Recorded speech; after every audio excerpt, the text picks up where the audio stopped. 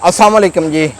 मैं हूं आपका अपना शहबाज रसूल। आज बड़ा दिलचस्प टॉपिक मेरा बड़ा फेवरेट टॉपिक है कि एक नवा बंदा दुध वाला जानवर अगर खरीदना चाहता है तो उन्होंने किहड़ियां चीज़ों का ख्याल रखना पवेगा, वो जानवर कित्थों खरीदेगा, जानवर उन्होंने किस तरह जड़ा ना वो कैलकुलेट करेगा। मैं तुहाडे नाल शेयर करांगा अपना ज़ाती तजर्बा और तुहानूं दसांगा उहदा आसान हल ताकि तुसी ईजीली अपना जानवर जिहड़ा है वो खरीद सको।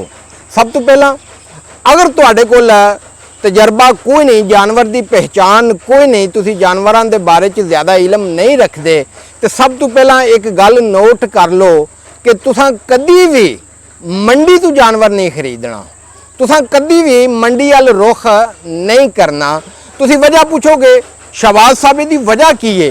सब तो पहला तुसी अपने ज़हन दे विच रखो कि जिहड़ी मंडी की दुनिया है ना वो एक अलग दुनिया है। तुसी मंडी चों अगर जानवर खरीदोगे तुहाडे कोल तजर्बा नहीं होवेगा, तुसी दाल वा लोगे। हुण तुसी कहंदे हो कि शहबाज साहब असी किसी अपने भरोसे वाले बंदे ते डिपेंड करके जानवर खरीद सकने हाँ, बिल्कुल खरीद सकते हो, लेकिन तुसी जिहदे ते डिपेंड करोगे ना वो भी बंदा उसे दुनिया का होवेगा। तो जे बंदा उसे दुनिया का है तो अगर वो वैसे मंडी जाके 500-700 1000 2000 की दिहाड़ लांदा है तो जिस टाइम तुसी उहदे ते डिपेंड करोगे ना तो वो दिहाड़ जिहड़ी अपनी 10-15-20 हज़ार रुपए की लाएगा, तुसी उहदे वास्ते बड़ा आसान टारगेट होवोगे। एक चीज़ और दूसरी इहदी वजह की होवेगी कि जिहड़ा भी तुसी मंडी तो जानवर खरीदते हो तुहानूं उहदा नड़ी डट्टे का पता नहीं होगा कि जिहड़ा जानवर तुसी परचेज करते हो पे इहदा वालिद कौन है, इहदी माँ कौन है, इहदा दादा कौन है, इहदी दादी कौन है, यानी वो जानवर की हिस्ट्री तुहानूं पता नहीं होगा। चौथी गल है वे कि जिस टाइम जानवर तुसां खरीद लिया है उसकी कोई जिम्मेदारी नहीं लेगा, यानी जिस टाइम उन्हें पैसे लैके जानवर गड्डी च पवा दिता, तुसी जानवर लै आए अपने डेरे ते तो फिर तुसी आखो ना कि जानवर ठीक नहीं निकलिया तो वह कोई भी जिम्मेदार नहीं बनेगा। इसका मतलब की है कि मंडी तो जानवर खरीदन का मतलब है वे कि आप बैल मुझे मार। हुण मंडी च होंदा की है कि जिहड़े साडे अपने व्यापारी भरा ने उन्हें अपने जानवर नूं हो सकता है कि जदों उन्हें सेल करना होवे ना तो उन्हें वो 8 पैर पहला उन्होंने डाका लाया होंदा है, यानी वो दुध नहीं वो चोंदे, उन्होंने डक के रखते हैं, मंडी लै आउंदे ने और जिस टाइम वो थण वगदे होंदे ने वो चावल का दाना तुन के उतों अल्फी ला देंगे। ठीक है, बच्चियां तुहां लैणियां ने उन्होंने थण काले कर देंगे, वो माँ कोई होगी बच्चा किसी होर दा होवेगा। हुण जिस टाइम तुहाडे कोल तजर्बा नहीं है, तुसीं उहनूं पास नहीं कर सकते, वो थण हवाणे नस्लों की तुहानूं पहचान नहीं है, तो हुण तुसीं जरा गौर करो ना कि जिस जानवर का दुध 8 पैर तू डके है और जिस टाइम उन्होंने चोणगे तो बाल्टी में भर देगा और तुसीं वेखोगे अच्छा मेरे जानवर ने इन्ना दुध दिता है तो घर जाके मैनूं भी इस तरह ही दुध देगी। वो भाईजान इस तरह नहीं होगा, जिस टाइम घर आएगा ना वो जानवर तो तुहानूं दुध उस तरह नहीं देगा। तुसीं आखोगे मैं तो भाई नुकसान कर बैठा अपना, यानी उन्हें डाके लाए होंदे ने, उन्हें जनाब बूस्टर इंजैक्शन लाए होंदे ने, उन्हें एनर्जी दियां जिहड़ियां चीज़ां खवाइयां होंदियां ने। अगर जानवर नूं कोई नुक्स होवे ना चलन फिरन दे विच पेन किलर उन्हें टीके लाए होंदे ने, यानी बहुत सारियां चीज़ां ने। तुसीं अगर मंडी जाओगे तो उन्हां वास्ते तुसीं बड़ा आसान टारगेट होवोगे। हुण अगला तुहाडा सवाल है वे कि जिस तरह मैं पहलां अर्ज कीता है कि तुहानूं जानवर किस तरह का खरीदना पवेगा, कित्थों खरीदना पवेगा। भाईजान अगर तुहाडे कोल तजर्बा नहीं ना जानवर खरीदण दा तो कोशिश करो जानवर अपने इलाके दे किसी डेरे तो हासिल करो और कोशिश करो कि जानवर नूं बच्चा दित्तिया होया 1 महीना गुजर चुकिया होवे। और वजह की है, वजह है कि जानवर सूण तो 21 दिन पहला तो 21 दिन बाद दे विच उहदे ते बीमारियां दा हमला हुंदा है। तो अगर वो 42 दिन जानवर अपने कढ़ ले तो पूरा साल जानवर नूं उस तरह का मसला फिर नहीं बनता। यानी तुसीं 1 महीना जिस टाइम जानवर सोया होवे तो फिर वो जानवर खरीदो। एक चीज़ अगर किसी डेरे तो तुसीं जानवर खरीदते हो तो तुहानूं उत्थों जिम्मेदारी भी लभ जाएगी, जानवर तसल्ली वाला लभ जाएगा।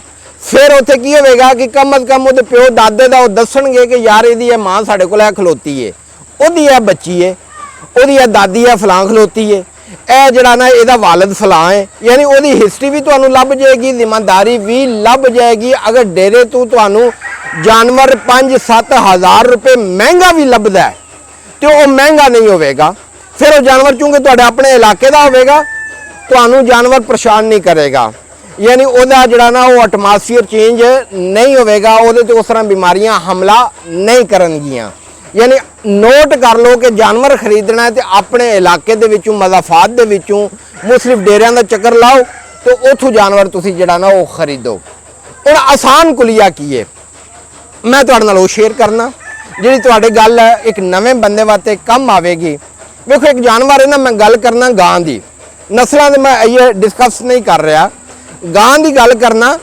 ਜਿਹੜਾ ਜਾਨਵਰ ਫਰਜ਼ ਕਰੋ ਇੱਕ ਗਾਏ ਹੈ ਨਾ, 1 ਮਹੀਨਾ ਹੋ ਗਿਆ ਉਹਨੂੰ ਬੱਚਾ ਦਿੱਤਿਆਂ, ਅਗਰ ਉਹ 10 ਲੀਟਰ ਦੁੱਧ ਦਿੰਦੀ ਹੈ ਨਾ ਤੇ ਉਹਦੀ ਐਵਰੇਜ ਪ੍ਰਾਈਸ 1 ਲੱਖ ਦੇ ਆਲੇ ਦੁਆਲੇ ਹੋਵੇਗੀ। ਯਾਨੀ 1 ਲੀਟਰ ਦੁੱਧ ਤੁਹਾਨੂੰ ਪਵੇਗਾ 10,000 ਰੁਪਏ ਦਾ, ਉਹਦੇ ਨਾਲ ਤੁਹਾਨੂੰ ਮਲਟੀਪਲਾਈ ਕਰ ਲੈਣਾ। ਫਿਰ ਅਗਰ ਉਸੇ ਜਾਨਵਰ ਦਾ ਦੁੱਧ, ਕੋਈ ਜਾਨਵਰ ਹੈ ਉਹ ਦੁੱਧ ਦਿੰਦਾ 15 ਲੀਟਰ, ਇਹਦਾ ਮਤਲਬ ਕੀ ਹੈ ਕਿ ਉਹ ਜਾਨਵਰ 1.5 ਲੱਖ ਦੇ ਆਲੇ ਦੁਆਲੇ ਹੋਵੇਗਾ। ਅਗਰ ਜਾਨਵਰ 20 ਲੀਟਰ ਦੁੱਧ ਦਿੰਦਾ ਹੈ ਤੇ ਉਹ 2 ਲੱਖ ਦੇ ਆਲੇ ਦੁਆਲੇ ਹੋਵੇਗਾ। ਯਾਨੀ 1 ਲੀਟਰ ਤੁਹਾਨੂੰ ਪਵੇਗਾ ਕਿੰਨੇ ਦਾ, 10,000 ਰੁਪਏ ਦਾ। ਤੇ ਕੋਸ਼ਿਸ਼ ਇਹ ਕਰਨੀ ਹੈ ਜਿਹੜਾ ਜਾਨਵਰ ਖਰੀਦਣਾ ਉਹ ਪਹਿਲਣ ਸੂਬੇ ਹੋਵੇ, ਯਾਨੀ ਪਹਿਲਾ ਉਹਦਾ ਵਾਰਾ ਹੋਵੇ ਜਾਂ ਦੂਜਾ ਵਾਰਾ ਹੋਵੇ, ਇੱਕ ਚੀਜ਼।